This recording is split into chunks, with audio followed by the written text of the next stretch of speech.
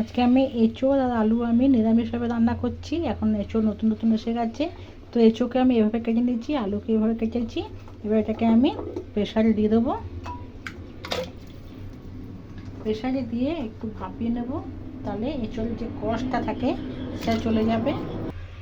এতে পরিমাণ মতন দিয়ে দেবো লবণ, আর দেবো আমি এখানে হলুদ, তবে কষটা চলে যাবে আর এঁচোড় যেটা কালো ভাব থাকে সেটা আসবে না। এবার এটাকে আমি একটু পুরো সিটি দেবো না, একটু শু হলে নামিয়ে দেবো, পুরো একটা সিটি আমি দেবো না। এঁচোড় আর আলু ভাপাতে ভাপাতে একটা মশলা করে নেবো। দিয়েছি এখানে একটা টমেটো কুচিয়ে নিয়েছি, দেবো দুটো লঙ্কা, ঝালটা অবশ্যই নিজেদের পছন্দ মতন দেবে। দেবো দুটুকরো আদা, 2 ইঞ্চি আদা মতন দিয়েছি, আর দেবো এখানে কিছুটা ধনে পাতা। এবার সব দিয়ে ভালো করে আমি এটা মশলা করে নেব। অল্প জল দিয়ে এটা আমি বেটে নেবো। এখানে মশলা বেটে নিয়েছি। এবার এই যে আলু আর এই এঁচোড়টা আমি ভাপিয়ে নিয়েছি, এবার এটাকে আমি একটু ভেজে নেব। তার জন্য কড়াইতে আমি দিয়ে দেবো সর্ষের তেল।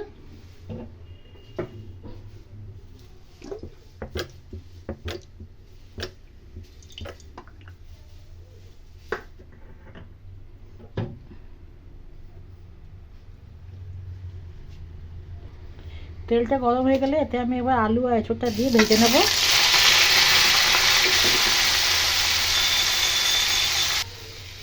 আলু আর এঁচোড়টা ভালো করে ভাজা হয়ে গেছে, এবার তুলে নেব। দিয়ে দেবো এটা সর্ষের তেল, তেলের মধ্যে দিয়ে দেবো জিরে, দিয়ে দিলাম তেজপাতা, দেবো সামান্য একটু হিং, দারচিনি আর ছোট এলাচ।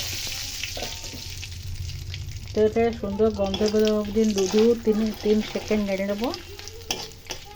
সুন্দর একটা গন্ধ বেরোলে এই যে বেটে একটা মশলাটা দিয়ে দেবো। দিয়ে দেবো 1/2 চামচ হলুদ, দিয়ে দিলাম কাশ্মীরি লঙ্কার গুঁড়ো, জিরের গুঁড়ো, আর দিয়ে দেবো ধনের গুঁড়ো, পরিমাণ মতন লবণ, আর স্বাদ অনুযায়ী অল্প একটু চিনি। এবার মশলাকে ভালো করে কষিয়ে নেব। মশলা থেকে ভালো করে তেল ছেড়ে গেলে এবার এই যে এঁচোড় আর আলুটা ভেজে রেখেছিলাম সেটা দিয়ে দেবো। এবার মশলাতে ভালো মতন এটা কষিয়ে নেব।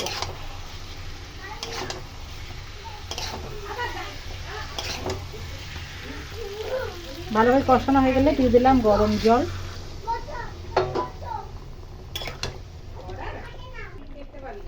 দু মিনিট পরে দেখো ঝোলটা ফুটে উঠেছে, আগে থেকে সেদ্ধ হয়ে গেছে। আর এই যে গরম মশলা দিয়ে দিচ্ছি, তোমার চাইলে একটু ঘি দিতে পারো।